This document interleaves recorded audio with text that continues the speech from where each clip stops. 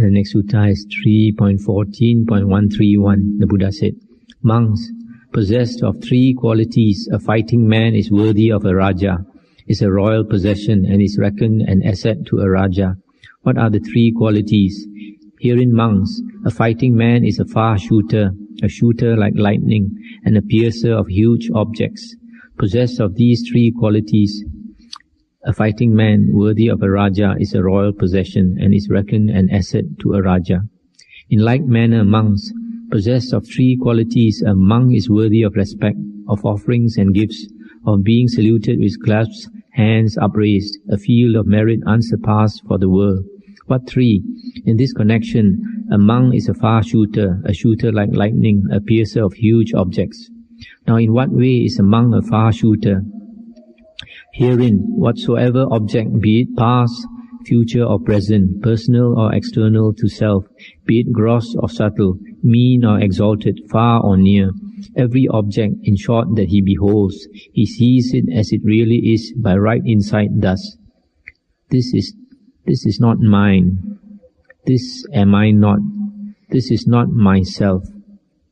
Whatsoever feeling, be it past, future or present, he feels, he sees it as it really is in like manner by right insight. Whatsoever perception, whatsoever volition, whatsoever consciousness he has, be it past, present or future, personal or external to self, be it gross or subtle, mean or exalted, far or near, everything in short of which he is conscious, he sees as it really is by right insight thus. This is not mine. This is not. This am I not. This is not myself. That is how a monk is a far shooter. I'll just explain a bit here. Stop for a while. Here the Buddha is saying, the Buddha is referring to five things.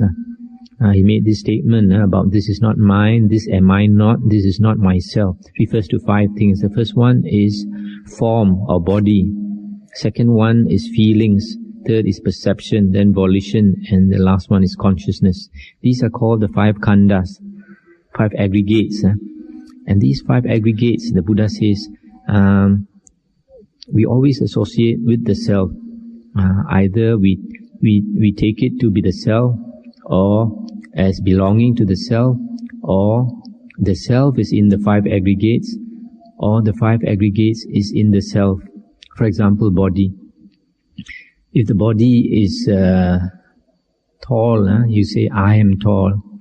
If the body is short, you say, I am short. If the body is sick, you say, I am sick. So we always associate the body with the self. Feelings also. When we have happy feelings, we say, I am happy. When we have sad feelings, we say, I am sad. We find it very difficult to dissociate ourselves from these five things. The third one is perception. We have a perception of somebody as being likable, somebody as being repulsive, and then again you say this person is likable to me or repulsive to me, etc. And volition also. Whenever volition is exercised, we say, I want this, I don't want this. And the last one is consciousness. When we are conscious of sights, of sounds, of smells, tastes, touch and thoughts, we say that we are conscious of this, we see this, I see this, I hear that sound. So these five things, five khandhas, we always associate with the self. And these five khandhas can be broken down into two, namely body and mind, the active mind. So we always associate the body and the mind with the I or the self. And these statements the Buddha made, the first one is, this is not mine. Na etang mama. Second one, this am I not. Na iso ahang asmi. This is not myself. Na me iso atta. These statements, you look carefully, this is not mine, body or mind, or the mind. This am I not. This is not myself. This implies one of two things, or two things, that this, because the things in the world are basically also the can say body, and the mental partner, mind partner, and so whatever is in creation is not mine, it is not I, it is not myself. That means either we can say there is no self, or whatever self that we take ourselves to be, if there is a self, is nothing to do with all that exists in the world. But this is very hard to understand unless we study the Dhamma and then we meditate. And we meditate, and then we look carefully into our mind, see how the mind works, and then you find everything that comes up in the mind is it's just like imagination. And then if you look carefully into the mind also, you find in a way that the body is also in the mind. Although when our eyes are open, we see the body, it's as though it's very tangible, it's very solid. But when we close our eyes and we meditate, then we perceive the body in our mind. After all, the body is how do we perceive the body? Like perceptions, like feelings, whether the body is comfortable or uncomfortable, pain, there's pain in the body, etc. All is in the mind. Then the Buddha continues, and how is a monk a shooter like lightning? Herein a monk understands that it's as it really is. This is dukkha, this is ill. This is the arising of dukkha, this is the ending of dukkha, this is the practice leading to the ending of dukkha. Thus is he a shooter like lightning. And how is a monk a piercer of huge objects? Herein a monk pierces through the huge mass of ignorance or delusion. That is how he is a piercer of huge objects. Thus monks, possessed of these three qualities, a monk is worthy of offerings, a field of merit unsurpassed for the world. So these three things, if a monk has, one, he sees that the body and the mind is not the self. And the second one, he understands the Four Noble Truths. The third one, he pierces through the huge mass of ignorance or delusion. Now we come to the next sutta, which is 3.14.134. The Buddha said, monks, whether there is the appearance of a Tathagata or there is not the appearance of a Tathagata, there is this established condition of Dhamma, this fixed law of Dhamma, namely, all conditioners are impermanent. Sabbe sankhara anicca. About this, a Tathagata is fully enlightened. He fully understands. So enlightened and understanding, he declares, teaches and makes it plain. He shows it forth, he opens it up, explains and makes it clear that all conditioners are impermanent. I'll just stop here for a moment. Here the Buddha is saying whether the Buddha appears in the world or the Buddha does not appear in the world, there is this established condition of Dhamma, this fixed law of Dhamma. That means Dhamma is not something that was created by the Buddha. The Dhamma, the teachings of the Buddha, can also be known as reality or the truth about existence. And it's just that the Buddha has enlightened to the working of existence, to the reality of existence, and then he, having understood it, so he declares it and he explains it, he shows it forth, he teaches. The first characteristic of existence is that all conditioners are impermanent. This word sabbe sankhara anicca very often is translated as all conditioned things are impermanent. But I'm one of those monks who prefer to translate sankhara as conditioners, because the word for conditioned things is actually sankhata. The word for the word sankhara is better translated as conditioners, something that conditions something else. And anything that conditions something else is eventually also a conditioned thing. But then why did the Buddha say that all conditioners are impermanent?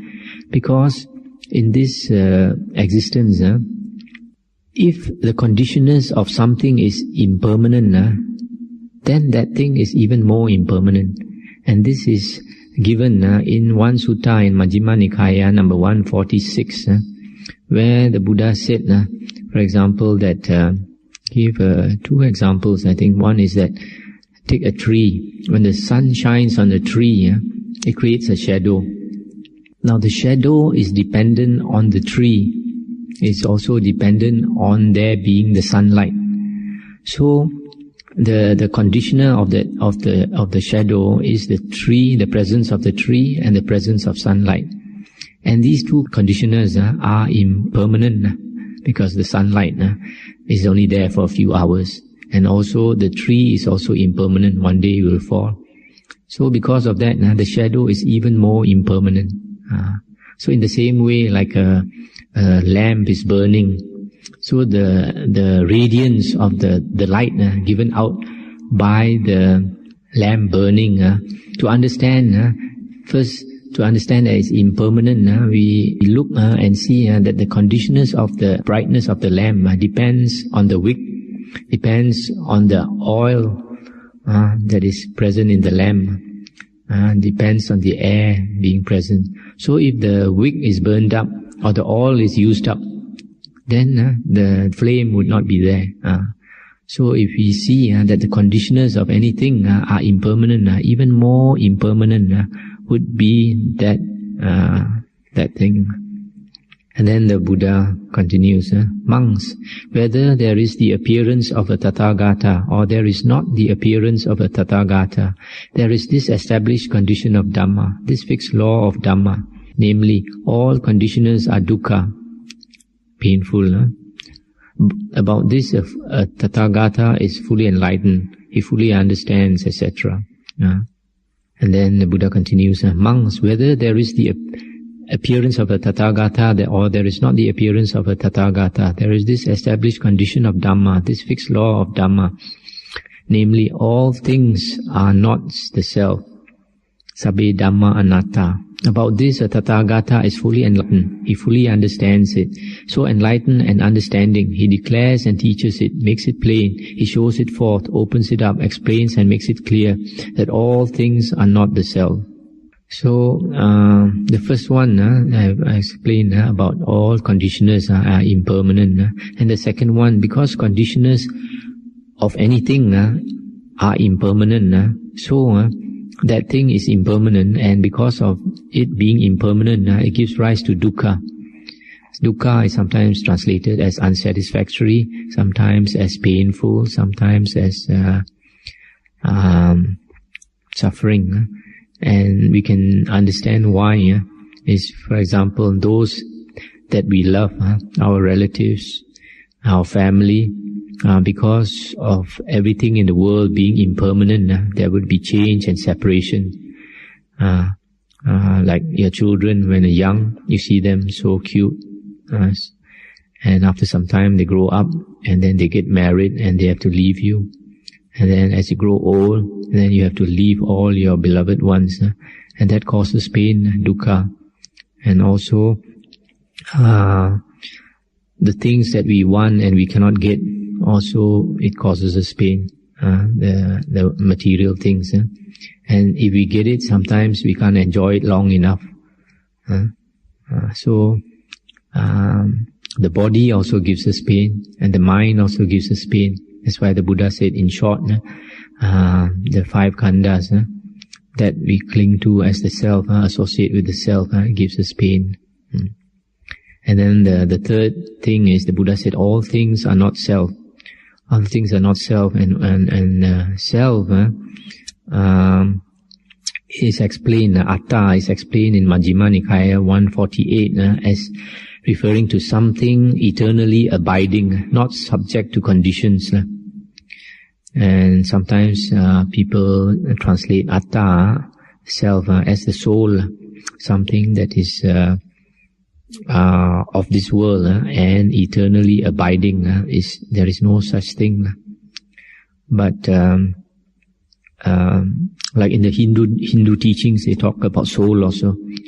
But we have to understand them, because those Hindu yogis who are well developed, they understand that the soul is not something of this world, even though They say there is a soul. They say there is something that is out of this world, something that the mind cannot perceive.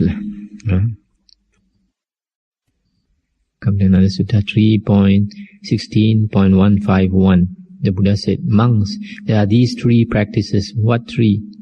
The practice of the hardened sensualist, that of the self-tormentor, and the middle path. Now what is the practice of the hardened sensualist? Herein, monks, a certain one who thus speaks and holds this view, there is no fault in sensual desires, and he comes to utter ruin thereby. This practice, monks, is called that of the hardened sensualist. I'll just stop here for a while. Here the Buddha is talking about two extreme views. One is the person who enjoys sensual pleasures, and who says that there is nothing wrong in sensual desires. And so the Buddha said he comes to utter ruin. Now during the Buddha's days, there were quite a lot of naked ascetics, men naked ascetics as well as women naked ascetics. And because they were naked, sometimes they look at each other and then they are aroused, and then they engage in sex. And they say that there's nothing wrong with it, that it doesn't harm anybody else. But then the Buddha says that this engaging in this sensual practice, especially for a renunciant, will bring one into the woeful plains. And then the Buddha continues, and of what sort is the practice of the self-tormentor? Herein a certain one goes naked. He does not follow convention. He licks his hands clean. He will not come when asked, not stop when asked. Food brought to him, he refuses special food. He refuses an invitation to a meal. He refuses food straight from the pot or straight from the bowl, or across the threshold of a door, across a stick, across a pestle. He refuses food when a couple are eating, or from a pregnant woman, or from a woman giving suck, or a woman lying with a man. He refuses food from a food distribution center, or where a dog stands by, or where flies are swarming. He eats no fish or flesh, drinks no liquor or intoxicant, not even rice gruel. He is a beggar from one house only, an eater of one mouthful. Or maybe he begs from 2 houses, eats 2 mouthfuls, up to 7 houses, and eats 7 mouthfuls only. He exists on just 1 little saucerful of food, or on just 2 or more up to 7 saucerfuls. He takes food only once a day, or once in 2 days, or 3 days, even to the extent of eating once in 14 days. He feeds on only vegetables, or on millet, or on raw rice, or on scraps of leather, or on water plants, or rice powder, or burnt scum of rice, or flour of oil seeds, or on grass or cow dung. Or he just exists on forest roots and on fruit that has fallen. He wears coarse hempen clothes, or cloth of different fibers, or discarded corpse cloth, or rags from a rubbish heap, or tree bark fiber, or antelope skins, or strips of antelope skin, or clothes made of kusa grass, made of wood shavings, blankets made of human hair, made of horse hair, made of owl's wings. He is a plucker of the hair and beard, and given to this practice. He remains standing and refuses a seat. He squats down and keeps a squatting posture. He is a bed of thorns man. He makes his bed on spikes. He lives given to the practice of going down to the water to bathe, even a 3rd time in the evening also. Thus in diverse ways he lives, given to these practices which torment the body. This, monks, is called the practice of self-torment. And of what sort, monks, is the middle path? Herein a monk lives contemplating body in the body, ardent, self-possessed and mindful, having put away covetousness and dejection for the world. Similarly, he contemplates feelings in the feelings, mind in the mind, Dhamma in the Dhamma, ardent, self-possessed and mindful, having put away covetousness and dejection for the world. This is called the middle path. These are the 3 practices. So you see, the second type of person is the one who torments himself. He does quite a lot of unbeneficial ascetic practices. Some of them you can understand. For example, he refuses food when a dog is standing by, or when flies are swarming, because he thinks he's practicing compassion. So or for example, when a woman is giving milk to her baby, and the baby is sucking milk, and if she offers food, and this person will think, oh, because if I take this food, there'll be not enough food or not enough milk for the child, or not the dog won't get the food, or the flies won't get the food, so he refuses to take the food. And the others are not so reasonable. He starves himself and all that, and this is unbeneficial ascetic practices. But the Buddha said the middle path is the path that if we practice, will bring us wisdom, make us, get us out of samsara, out of the round of rebirths. These are the satipatthana, contemplating the four objects of satipatthana: the body, the feelings, mind, and the Dhamma. And with that, now we come to the end of the first book.